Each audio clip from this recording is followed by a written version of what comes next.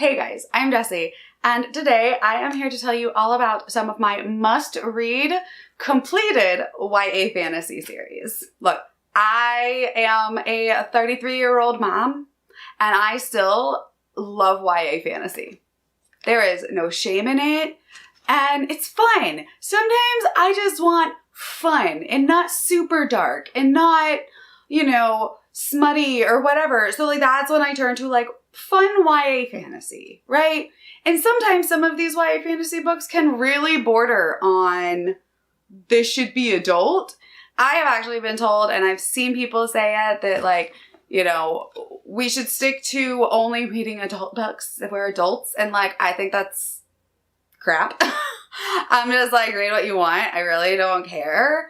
I enjoy the YA age range. And it is an age range, not a genre. That's another weird pet peeve of mine, that people are like, YA, and like a genre, but it's an age range, because there's YA fantasy, YA sci-fi, YA contemporary. You get the drift. But today we're not here to bitch about my pet peeves when it comes to YA fantasy. We are here to talk about some of my favorite YA fantasy series that are completed. Now, I have others that I absolutely love that are not completed yet, so I did not add them to this list. These are perfect for if you want to pick up an entire series and just binge read it. Go for it, because they're all completed. The first one we are going to talk about is Fireborn by Rosario Munda. Y'all know, if you've watched this channel before, I absolutely love this series. This is a YA kind of gender-swapped Anastasia retelling. Absolutely love it. I have a full review of the first book, and then I have a series overview review. I will link both of those for you if you want to check those out. But just really quickly, this series is about Lee and Annie. Lee is a member of the ruling family, and his whole family was murdered on what they call Palace Day, when kind of the rebels overthrew the government, basically. He is the only survivor of his direct family, and he was kind of stowed away in an orphanage and raised there, and just kind of held his secret and didn't let anyone know who he actually was. And then he made best friends with Annie at the orphanage, who was a poor farmer's daughter whose entire family was killed prior to Palace Day by the ruling class. And now they are best friends. They've known each other forever. They're at this kind of elite training school, and they're dragon riders. And it's fantastic. And there's a competition in here where they're kind of competing to be the lead dragon rider in kind of the army. It's really, really good. And as the series goes on, you get much more of the politics of the darkness within this world, and it leaves you really questioning if the new regime is any better than the one it overthrew, because it may not be. So definitely check out this series if you're looking for a kind of darker, almost adult YA fantasy with dragons. Next up, we have one that I actually finished recently, and that is the Infernal Devices. This is actually the second book, because my first book doesn't have a dust jacket, so it just looks janky. So this is my favorite cover, because we got baby Jim, and he is my absolute favorite character. So this is the one I'm holding up for the video. This is so much better than the Mortal Instruments. I loved it a lot better. I actually filmed a kind of series overview review of the Infernal Devices. I don't know if that'll be out before or after this, but you should check that video out. If it's up already, I'll link it. If not, I'll come back and do that. This is the second series in Cassandra Clare's Shadowhunter world, and it is leaps and bounds better than the Mortal Instruments. Honestly, I didn't love the Mortal Instruments, so I was very hesitant to pick this up.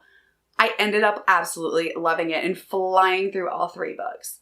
And now I'm actually reading more of the Shadowhunter books as buddy reads and stuff like that. So it re-sparked my interest in that world. So instead of being in modern times like we are in the Mortal Instruments, we are in the 1800s in England, and we're following Tessa, who comes over from America to see her brother after her family had died, because he's hey, come over. And then she ends up being kidnapped. And then we also follow Will and Jim, who are two shadow hunters. They are parabatai, and they are fantastic. And it kind of revolves around, you know, there's the big bad that's nobody really knows why. And they're trying to figure out like why he's trying to destroy the shadow hunters, why he wants Tessa. And then of course we have a love triangle because this is a YA fantasy. It is a pretty common trope in a lot of them. And normally I don't love a love triangle. I actually really liked this one. I kind of wanted this love triangle to be like an actual like throuple, but alas, I did not get that. But I thought the resolution to it was great. I thought the choices were great. It's probably the only love triangle that I'm like, you know what? I really love this one because I loved both potential options for different reasons. I will say Jim is my favorite, but I just love his storyline. Definitely check out this series, even if you did not like the Mortal Instruments. I will say that if it's been like a long time since you've read them, or if it's been, you know, like if you didn't finish the last 3 books, something like that, there are spoilers for the last 3 books in the last book of this series, Clockwork Princess. So what happened was when they were released in tandem. So one year she would release like a Mortal Instruments book, and then the next year she would release a Clockwork book. And they kind of tied together those last 3 and then these 3. So there's a lot of tie-in, even though there's a huge gap in time. So keep that in mind. But I absolutely loved it. The next completed YA fantasy book that I highly recommend is A Crown of Feathers. This was a really fun series. I would say that this one is kind of like smack dab in the middle of the age range, where we get some of the like common, you know, YA tropes. We do not have a love triangle, so that's nice. But we do have a girl who pretends to be boy for reasons. We also have Phoenix Riders. So that's really cool. It's like dragons, but they're Phoenix. So love that. You know, we've got, you know, the evil family. We've got the bad ruling class. And we do have some romance in this book, which I absolutely love. It's super sweet. It's a really good romance subplot. But we also have like a multi-POV. So it switches with chapters, like whose POV it's in, which I feel like is something that's not done very often in YA fantasy. So I really liked seeing that because I think that that makes this a really good bridge book. So in this series, we are following Veronica, and she has always wanted to be a Phoenix Rider. She comes from like a line of them, like a family lineage. And she kind of just lives with her sister, Val, who is absolutely the worst. And after an inciting incident, Veronica ends up running away and joining the rebel Phoenix Riders. They won't let her join as a female, though, so she kind of comes back as a male, as Nick, and then they let her in. So she masquerades in the first book as Nick for pretty much the whole book, learning all of the ins and outs and basically being a stable boy for these Phoenix Riders. And of course, we have like a revolution, lost heir, romance, all kinds of amazing things. And it's just a really good series. Next up, we have The Ember in the Ashes Quartet by Saba Tahir. I actually just finished Sky Beyond the Storm the other night. It was a fantastic ending. I know not everybody likes that ending. I read some of the Goodreads reviews. Not everybody likes that book. I really did, because it's my kind of ending, my kind of bittersweet ending that doesn't leave everything tied up in a super pretty bow. So take it as you will, but this series is fantastic. It definitely borders more on the older side of YA, almost adult fantasy, and our characters are slightly older, so they are like 18, 19, I believe, in the first book. So it is a slightly older side of YA fantasy. Honestly, if you told me this was adult, I would be like not surprised at all. But we are following Laia and Elias, and Laia is a scholar who is basically the underclass, right? They're enslaved half the time. They're persecuted. They're the underclass in this world. And then we follow Elias, who is a marshal, who is the ruling class. And he is also a soldier in this like elite academy called Blackcliff. And his mother is the commandant. And at the beginning of the book, Layla's family is murdered by the marshals. And she ends up kind of joining up with the rebels and going undercover as a slave for the commandant in Blackcliff. And that is where she meets Elias, and things really start to change from there. It is so good. I absolutely loved this whole series.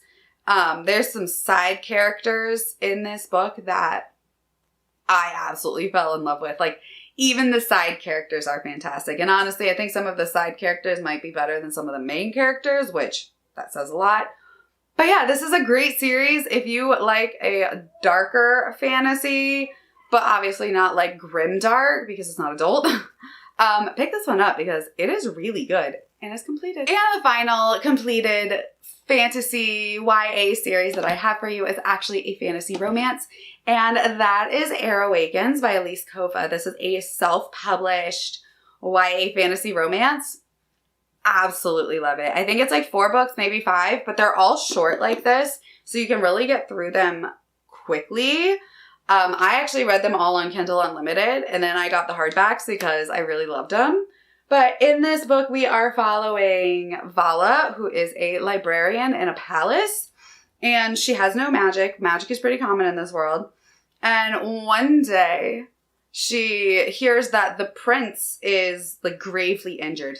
She thinks it's one of the princes. She gets real worried, and she kind of unleashes her magic that's been like dormant for years and saves the prince, creating kind of like a bond with him, but not like a fated kind of bond, more like a magical kind of bond. There's no fated mates or anything in this book because, you know, I don't like that. But it ends up being the prince that she doesn't like. The one who is known for being like a jerk and this and that. And so they kind of have this like enemies to friends to lovers kind of situation going. And he's like training her in her magic, but come to find out like the magic that she has is been pretty much eradicated from the kingdom because they were like, no, we're just eradicating this one form of elemental magic, which is wild. So in this world, all the magic is elemental. There's like water, fire, wind, and earth. Wind has been eradicated, and she is the first, I think they call them windwalkers, in hundreds of years.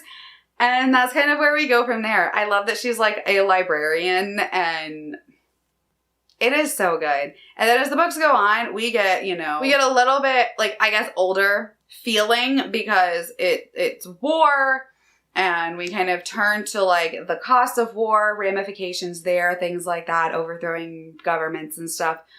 I absolutely love it. And there are subsequent series within this world that Kova has done that I am currently reading. So there's 2.